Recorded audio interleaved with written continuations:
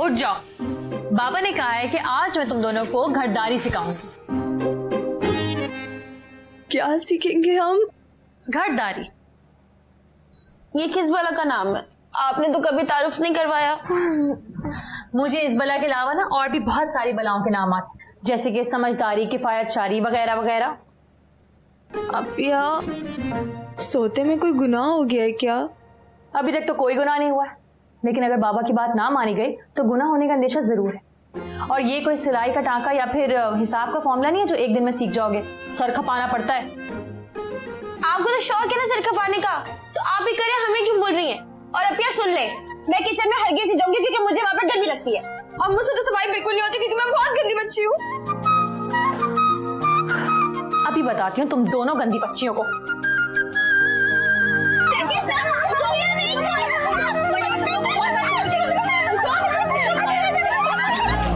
हमें शसन का दिमाग खराब हो गया है। मेरी कॉन्सेंट के बगैर वो कैसे अनाउंस कर सकता है बोनस?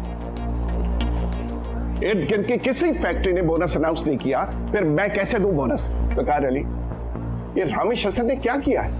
मेरी एब्सेंस में बोनस अनाउंस कर दिया। जी सर। अभी 1 नहीं 2 नहीं 4 साल का।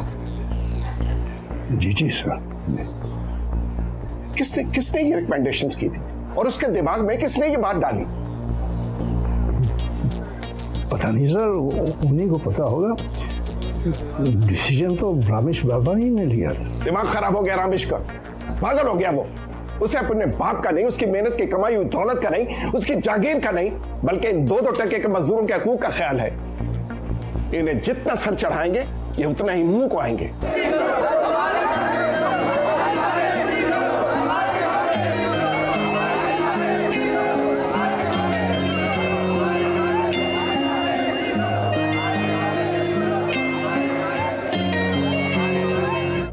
रामेश, इधर आओ, बैठो। तुमसे जरूरी बात करनी है मुझे। बात तो मुझे भी आपसे बहुत जरूरी करनी है बाबा।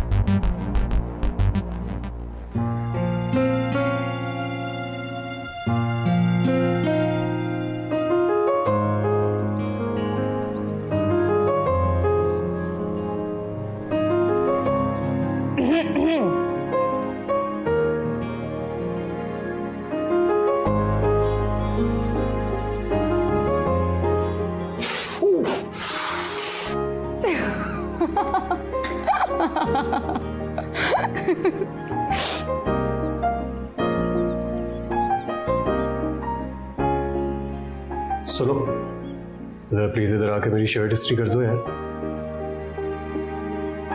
तस्वीर तो साफ साफ आ रही है, आपको आवाज नहीं आ रही क्या? हम सिर्फ अपने मतलब की बात सुनते। अच्छा, इसका मतलब है कि खासी मतलब ही हैं आप। कौन क्या है ये तो आजमाने पर ही पता चलेगा। आजमाने से याद आया, किसी शायर ने क्या खूब कहा है, इधर आ जालिम हुनर आजमाए, तू तीर आजमा हम जिगर आजमाए। वाह वाह वाह वाह, क्या बात है जनाब, क्या बात है। ज़रबाब,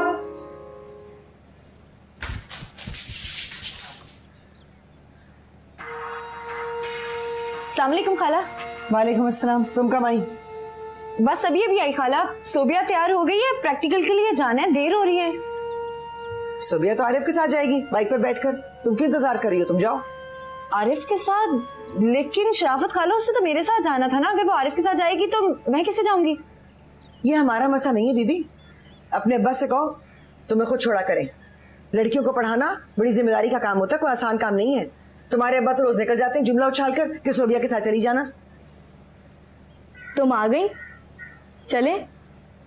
रिक्शा करके जाओगी आज फिर? जी। क्या जी अम्मी, मेरे पास इतने पैसे नहीं है कि रोज रोज किराए भरती हूँ रिक्शा टैक्सियों के। आरिफ उस तरफ जाता है तुम्हें छोड़ देगा।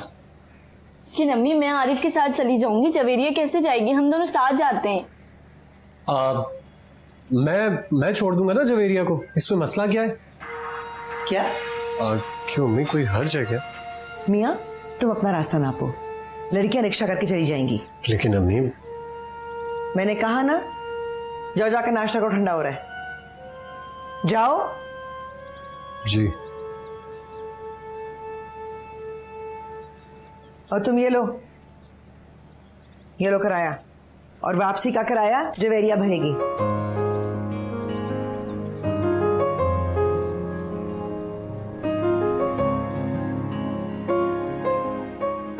और लड़की बात सुनो, अपने अब्बा से कहो कि तुम्हें लेने और छोड़ने की जिम्मेदारी खुद उठाएं। रोजाना हमारी बच्ची को ले जाती हो तुम रिक्शा और टैक्सी में धक्के खाने के लिए। अब जाओ। ठीक, खुदा हाफिज खाला। हाँ हाँ, खुदा हाफिज। रोज इतने पैसे खर्च हो जाते हैं, बचते ही कुछ नहीं है अपने पल्ले।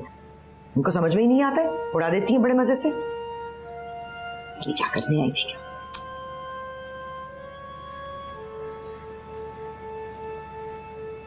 अपिया क्या कर रही हो? तुम्हारी शर्ट में बटन लगा रही हूँ। 2 हफ्ते से ये शर्ट पड़ी है, मजाल है जो बटन लगा दो। आप है ना, तो फिर मुझे फिक्र करने की क्या जरूरत है? अपिया, ये लड़की आपको मक्खन लगा लगा के अपने सारे काम निकलवा लेती है। तुम्हारे भी तो सारे काम करती हूँ, तुम मक्खन नहीं लगाती मुझे। मैं तो आपको जैम लगाती हूँ, वो ज्यादा मजे का होता है। आने दो जरा, बाबा को शिकायत लगाती तुम दोनों की मैं। आप क्या हमारी शिकायत लगाएंगी? जब बाबा हमें डांटने भी लगते हैं ना, तो आप ढाल बन जाती हैं। कभी कभी तो मुझे एहसास ही नहीं होता कि हमारी अम्मी नहीं है। आपने हमें इतना प्यार दिया और हमारा इतना ख्याल रखा। कुछ लोग मोहब्बत करने के लिए बने होते हैं और कुछ लोग मोहब्बत करवाने के लिए। आपका ताल्लुक दोनों से है। अच्छा अपिया, आप मुझे ये बताएं, आपको मोहब्बत करना ज्यादा अच्छा लगता है या मोहब्बत करवाना? मोहब्बत करना।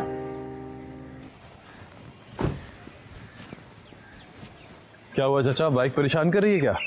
नहीं रामेश मियाँ, परेशानी की बात नहीं, अभी स्टार्ट हो जाएगी। कभी कभी सवारी भी बीवी की तरह नखरे दिखाती है। आप रहने दें ऐसे, मैं आपको घर ड्रॉप कर देता हूँ। किसी को कह दूंगा कि बाइक आपके घर पे पहुँचा दे। नहीं, आपका बहुत शुक्रिया रामेश मियाँ, ये तो रोज का मामूल है, रोज का काम है, आप परेशान ना हो। लेकिन चाचा कहाँ धूप में खड़े रहेंगे आप? आपका बीपी वैसे हाई रहता है, खुदा ना खासा कोई प्रॉब्लम ना हो जाए। अरे आपको देखते हैं तो सब कुछ नॉर्मल हो जाता है रामेश मियाँ, यहाँ तक कि ब्लड प्रेशर भी।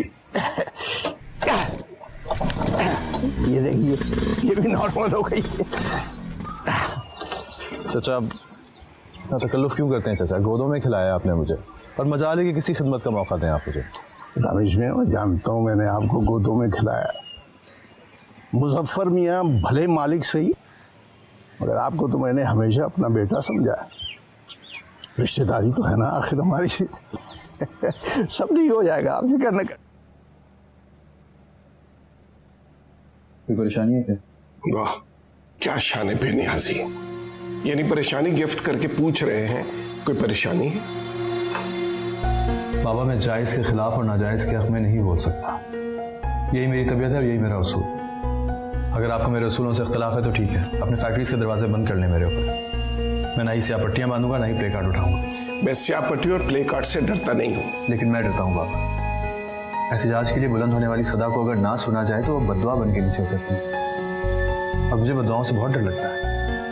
आपको भी डरना चाहिए। सुन रही हैं? सुन रही हैं अपने बेटे को मुझे अखलाकियात पे लेक्चर दे रहे हैं। लेक्चर से महल नहीं खड़े होते, ना फैक्ट्रीज बनती हैं, ग्राउंड रियलिटीज में जाना पड़ता है। और तुम 4 सालों का बोनस दे रहे हो ना, जानते हो कितना रुपया बनता है? जानता हूँ, आपके 3 माह के प्रॉफिट से भी कम। किसी के 4 साल, आपके 3 माह बाबा। आप फिर भी फायदे में हैं। आप किस खाने की मेज पे फैसला कर लीजिए, आप ये बोनस दे रहे हैं या मैं फैक्ट्री से रिजाइन कर दूंगा। अरे रामेश बेटा, कोई दरमियाना रास्ता भी तो चुना जा सकता है। मॉम, में कोई सौदेबाजी नहीं कर रहा हूँ, किसी के हुकूक की जंग लड़ रहा हूँ। और जंग में या तो हथियार रख दिए जाते हैं या उठा लिए जाते हैं। कोई तीसरा रास्ता कहाँ होता है? हाँ, ये सबके हुकूक का अलंबरदार है। इसको सबके हुकूक याद हैं, सिवाय अपने माँ बाप के। बाबा प्लीज ऐसे तो ना कहिए। मैं आपको दुख नहीं देना चाहता, लेकिन मैं ये भी नहीं चाहता कि आपको कोई बद्दुआ दे। किसी की गरीब के दिल से निकली हुई बद्दुआ में बहुत असर होता है।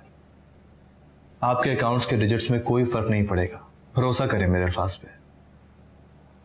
ठीक है, जो चाहते हो सो करो। पहले कौन सी तुम मेरी बात सुनते हो जब सुनोगे? बाबा थैंक यू सो मच। अपनी अम्मी से इजाजत लेकर आए हो या नहीं? कैसी बातें कर रही हो तुम? देख लो, मैं तो अपनी मामा को बताकर आई हूँ कि मैं रेस्टोरेंट जा रही हूँ जरबाब के साथ। ऐसा क्यों किया तुमने? क्यों? इसमें डरने वाली क्या बात है? वो मेरी मामा है, तुम्हारी अम्मी की तरह नहीं है जो कसाई की तरह ना हाथ में छुरी लेकर तैयार रहती हैं खाल उतारने के लिए। कम ऑन यार जवेरिया, हम दोनों यहाँ पर ये सब बातें करने के लिए तो नहीं मिले हैं। जो बहुत गुस्सा है तुम्हारी अम्मी पर, वो तो मैं लिहाज कर जाती, वरना मुझे भी बड़ी अच्छी तरह जवाब देना आता है। अच्छा सोच लो, कल को यही खड़ूस और कसाई जैसी अम्मी तुम्हारी सास भी बन सकती है। यही हाल रहा ना तो सोचना ही पड़ेगा। धमकी दे रही हो मुझे? मैं धमकियां नहीं देती, कर गुजरती हूँ। और वैसे भी मैं तुमसे शादी करने के लिए मरे नहीं जा रही हूँ जो तुम्हारी अम्मी की कड़वी बातें सुन के भी मुस्कुराती रहूंगी। लेकिन ये भी तो सोचो, ये मुस्कुराहट तुम पे कितनी अच्छी लगती है, और इसी मुस्कुराहट का तो मैं दीवाना हूँ।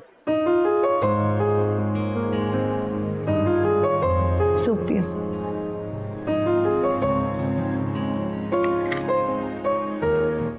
अम्मी वो रोज रोज कब आती है? वो तो कभी कभार आती है। मुझे उसका कभी कभार आना भी खलता है।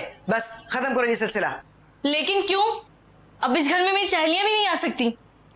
वो तुम्हारी सहेली बनकर नहीं आती, किसी और से दोस्ताने बढ़ाने के लिए आती है। तुम तो उसके लिए सिर्फ कुर्बानी का बकरा हो, या फिर वो गधा जिसे वक्त पड़ने पर बाप बना लेते। अम्मी प्लीज। बीबी, मैं बच्ची नहीं हूँ। ये जुमाइने आंखों के इशारे में खूब समझती हूँ। तुम्हारी वो शातिर दोस्त जरबाब को वरगला रही है। सरबाब भाई को? जी, तुम्हारे जरबाब भाई को। दोनों माँ बेटियां नजर लगाकर बैठी हुई हैं मेरे ताबेदार और कमाऊ बेटे पर। अच्छा, हैरत है अम्मी, मुझे तो अंदाजा ही नहीं हुआ। मुबारक हो, आप जीत गए। अरे नहीं चचा, हार तस्लीम करके बाबा जीत गए। इतने सारे वर्कर्स उनके बेदाम गुलाम बन गए। जब उनको इस बात का एहसास होगा ना तो बहुत खुश हूँ। जीते रहे आप, जीते रहे। ये लीजिए। ये क्या है? आपकी नई मोटरसाइकिल की चाबी नीचे खड़ी है। नहीं नहीं नहीं रामेश बाबा, ये नहीं, ऐसा नहीं होगा। क्यों नहीं होगा चचा? क्या वजह है? आखिर में बेटा नहीं हूँ आपका क्या? वो बात ठीक है, मगर रामेश बाबा मुझे इसकी ज़रूरत नहीं है। जब ज़रूरत होगी तो मैं आपसे कह दूंगा। आप मुझे शर्मिंदा ना करें, मेरी आपसे दरख्वास्त। चचा अब आप मुझे शर्मिंदा कर रहे हैं क्या? मेरा आपसे वादा है रामेश बाबा, जब मुझे मोटरसाइकिल की ज़रूरत होगी मैं खुद आपसे कहूँगा। चलिए जैसे आपकी मर्जी, लेकिन अगर आप रख लेते ना तो मुझे बहुत खुशी होती।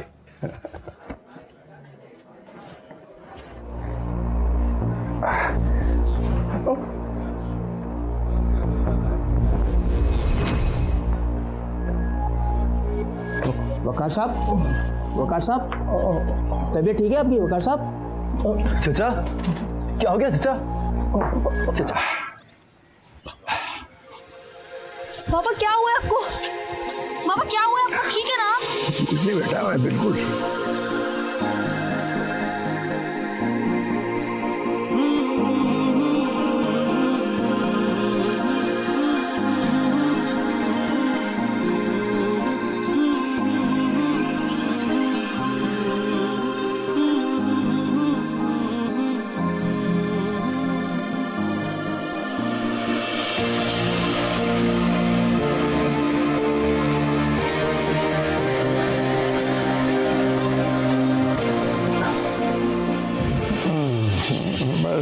बच्चियों बस मैं ठीक हूँ, परेशान होने की ज़रूरत नहीं है। नहीं वकार चचा, अब आप इतने भी ठीक नहीं हैं। और अगर ये बच्चियाँ आपके पास बैठ के थोड़ी सी खुशी महसूस कर रही हैं चचा, तो आप इनकी खुशी क्यों छीनना चाह रहे हैं इनसे? आप रमेश भाई है ना? जी हाँ, मैं ही आपका रमेश भाई। आपको पता है बाबा हमसे आपकी ढेर सारी बातें करते। अच्छा, बाबा का कोई दिन ऐसा नहीं गुजरता जब ये आपका जिक्र ना करे। सवाल ये पैदा होता है कि मुझ जैसे नालायक इंसान का जिक्र होता कि न अल्फाज में? जिक्र खैर होता है या? ये रमेश बाबा कैसी बातें कर रहे हैं हम? कोई एहसान फरामोश ही होगा जो आपका जिक्र गलत अल्फाज में करेगा। आपका जिक्र जहाँ भी होता है खैर से ही होता है। नहीं चाचा, मैं तो बहुत आम सा इंसान हूँ। क्या आप लोगों की मोहब्बत है जो मुझ जैसे आम इंसान को इतना खास बना दे?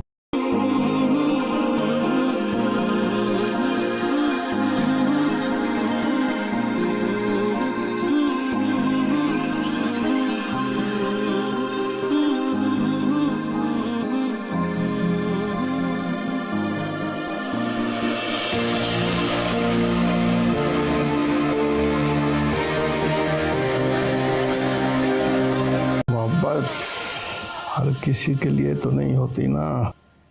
ये तो एक खास जज्बा है जो खास लोगों के लिए होता है।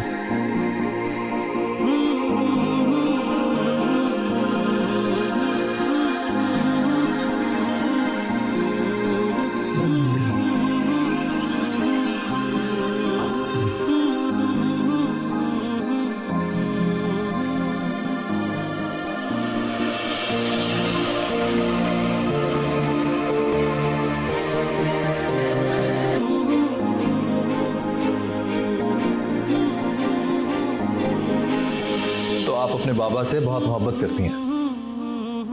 मैं कम करती हूँ, बाबा ज्यादा करते हैं। बाबा तो इतनी मोहब्बत करते हैं कि शायद उसके आगे हमारी मोहब्बत बहुत छोटी पड़ जाती है। मोहब्बत भी छोटी बड़ी होती है क्या? ऐसा कौन सा स्केल है जिस पे मोहब्बत को मेजर किया जा सके? इसका मतलब आपने कभी मोहब्बत नहीं की, वरना आप जानते कि जो दिल है ना, ये खुद एक स्केल होता है जिस पे खुद ब खुद सारी रीडिंग्स आ जाती हैं, अपनी भी और दूसरों की भी। वेल सेड, आपने तो लाजवाब कर दिया मुझे। I am speechless.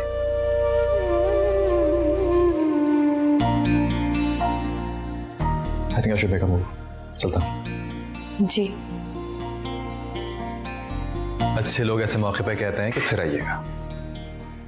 मैं जानती हूँ बाबा मुझसे कहीं ज्यादा अच्छे, उन्होंने आपसे ऐसा जरूर कहा होगा। गॉड, आपने मुझे फिर लाजवाब कर दिया, फिर से स्पीचलेस। चलिए मैं चलता हूँ, बहुत खुशी हुई आपसे मिलकर। अल्लाह हाफिज। रामेश भाई फिर आइएगा। What's the thing?